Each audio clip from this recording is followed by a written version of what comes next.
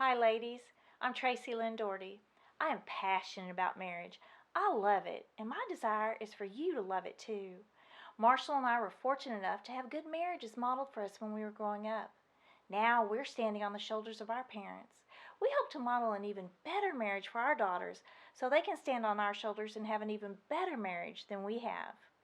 If you weren't raised in a home like that, or you just want to take your marriage to the next level, I have tools to help you get there.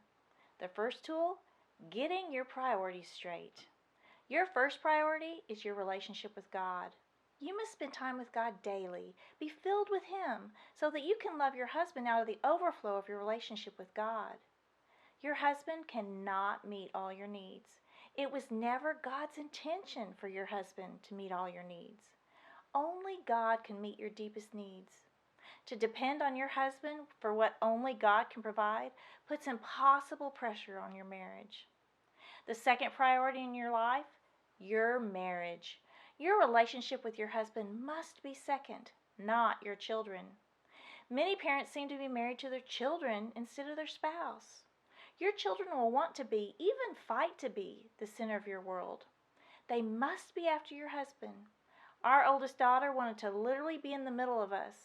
I would take my hand, place it on the top of her head, and physically move her to the outside of our marriage, our partnership. Not only do our children desire to be our first priority, but our culture has turned competitive parenting into a national pastime. If I said, my marriage is on the rocks, you might say, oh, I'm so sorry to hear that. But if I said my child isn't making straight A's, captain of the football team, playing 3 musical instruments, and speaking 4 languages, then I would receive a much stronger response. Oh no, life's fallen apart. As mothers, we've placed so much of our identity on our value on how talented our children are. We're putting all our energy into creating model children. One of the best gifts you can give your child is a strong, healthy marriage. Those first 2 relationships with God and relationship with our husband, they take time. If you don't have time for a relationship with God or your husband, then your priorities are out of whack. Yes, it's a constant battle because other demands, well, they're demanding. Jobs, volunteer positions, other people's expectations, and so on. So we have to be intentional to give our time where it's truly important. The second tool to have the best marriage, be kind. Seems obvious. Of course, the person I said I do promise to love forever, I'm kind to. If you pay attention, it's not happening.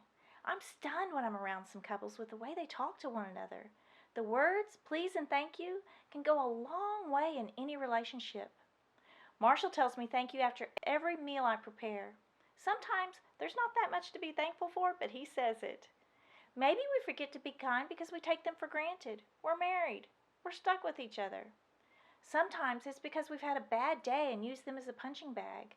One woman told me she would never tell someone, a coworker or a friend, if they had hurt her feelings.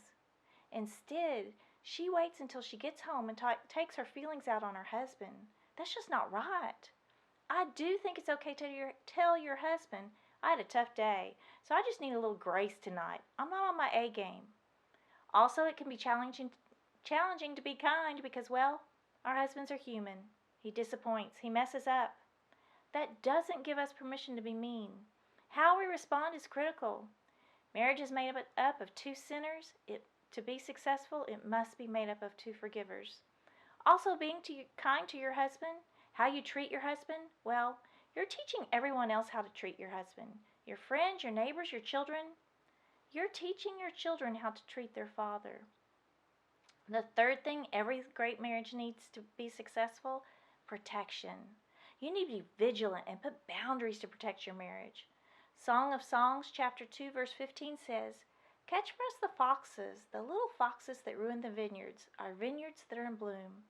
The little foxes, they aren't necessarily sin, just something little that can slip in and damage our vineyards, our marriages. And if we're not careful, we don't notice them until the damage is done. For example, Facebook. Now, Facebook isn't a sin, a bad thing, but if we're spending a lot of time on it, it can damage our marriage.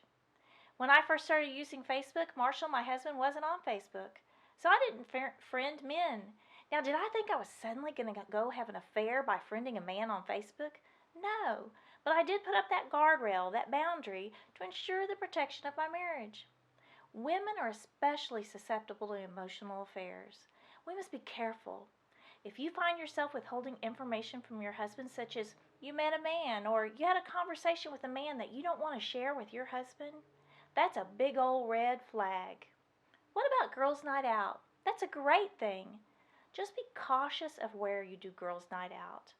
Also, I remember a friend telling me she realized she had several girls' nights scheduled on her calendar, but not a single date night with her husband on her calendar. Another thing, don't speak poorly about your husband to others, especially on social media. This is a huge crack you've put in the protection of your marriage. Now, I'm not talking about if your marriage is struggling and you need godly advice. Seek out a mentor or friend. Just don't go bashing your man to anyone who will listen. Unfortunately, many women have come to me for help because they've had an affair. Not a single one of them, when they took that first step, thought it would end in an affair. I have yet to meet someone who planned to have an affair. One of the best protections for your marriage is sexual intimacy. Sexual intimacy is critical to have a healthy marriage, but that's another video teaching. Today I've shared with you 3 things that are important in having the best marriage. Number 1, make it a priority. Number 2, be kind. Treat him well. And number 3, protection. Guard your marriage. I would love to hear from you. In the comments below, tell me what you do to make your marriage the best marriage.